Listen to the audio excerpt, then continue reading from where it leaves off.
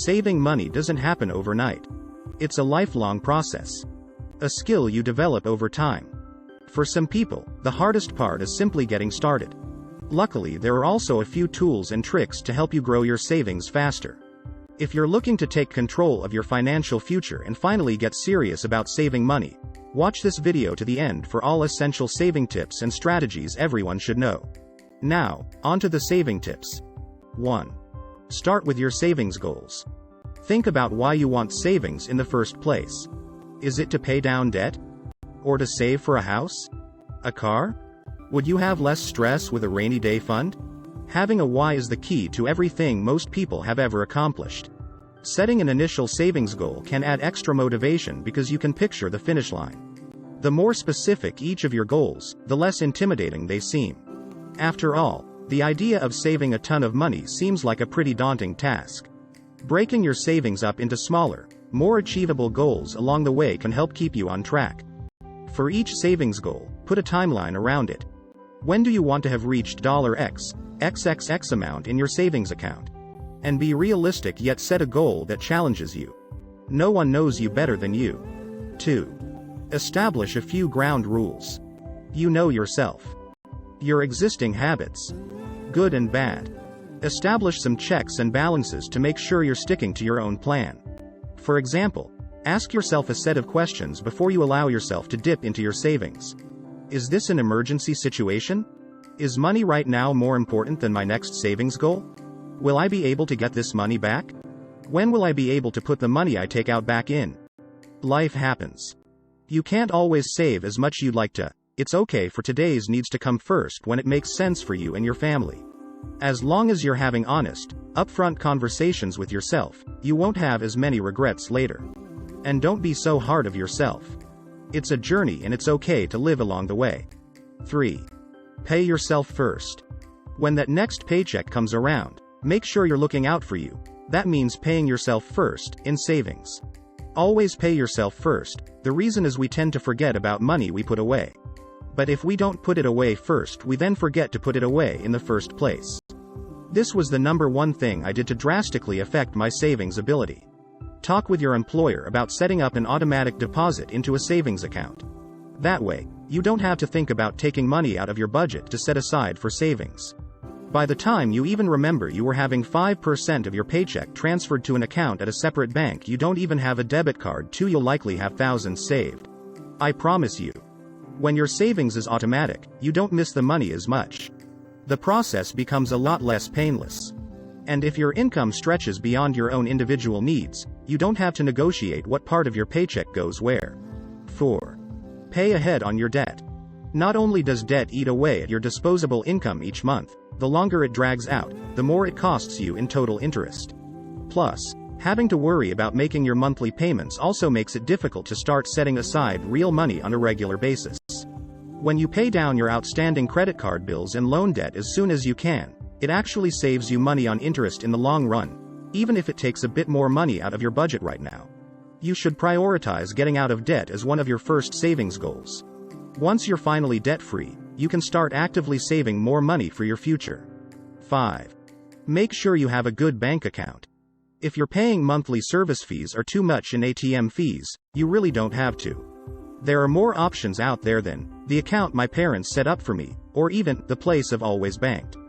In fact, a lot of local community banks and credit unions will actually reward you for banking there, not only letting you earn higher APYs on checking accounts, but they can also provide you with cashback, refunds on purchases, and other rewards.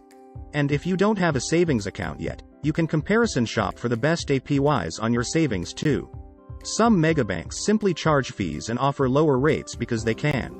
But when you know your options, you can get a lot more for your money. Literally. Those same community banks and credit unions also let you build a real relationship for when it's time for a loan or mortgage, too. 6. Compare insurance plans and choose the right type of health insurance. A lot like your bank account, your health insurance plan can make a real difference in how much money you have to budget each month, and it's something you shouldn't take for granted.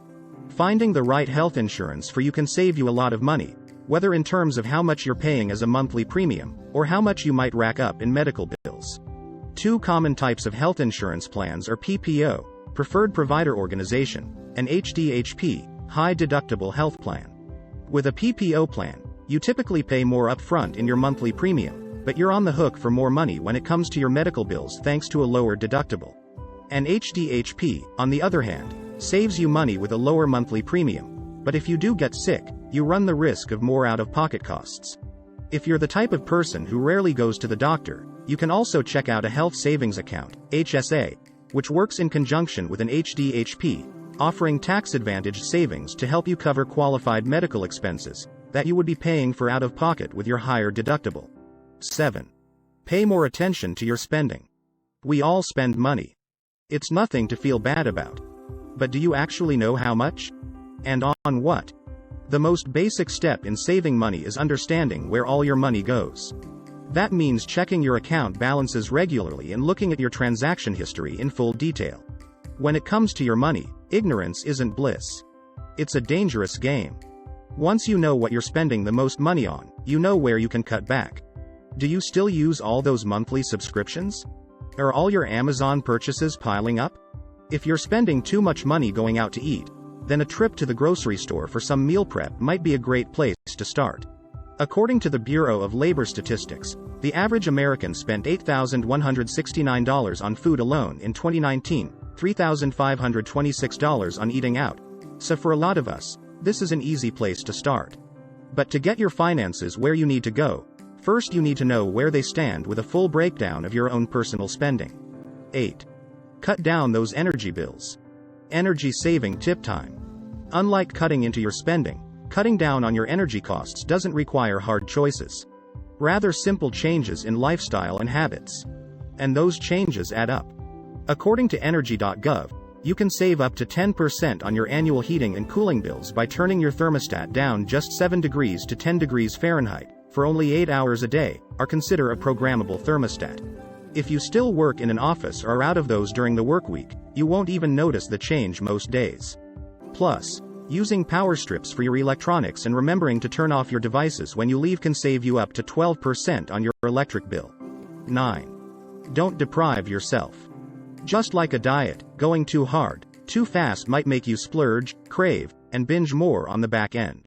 Saving is about making smarter choices, not suffering. So instead of thinking about your budget like cutting out all the things you enjoy, turn your favorite luxuries into a reward for sticking to your plan. You also don't have to cut out your most expensive hobbies or habits entirely. Try scaling back a bit first and see how much you can save. 10. Think about retirement now. Like right now. Compounding interest is your friend. Unfamiliar with the term? It's when you earn interest on your interest.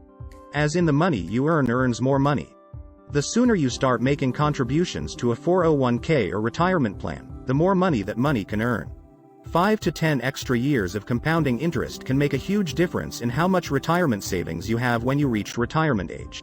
Huge, as in hundreds of thousands of dollars, depending on how much you contribute each month. If you have a 401k through your employer, make sure you're contributing to that plan, especially if your employer offers to match funds. That's almost as good as getting an actual raise. And of course, one of the best ways to save money is to subscribe to this channel. We offer entertaining but real financial education to help you get ahead and secure your financial freedom. Leave a comment below on what your #1 savings strategy is. As always, thanks for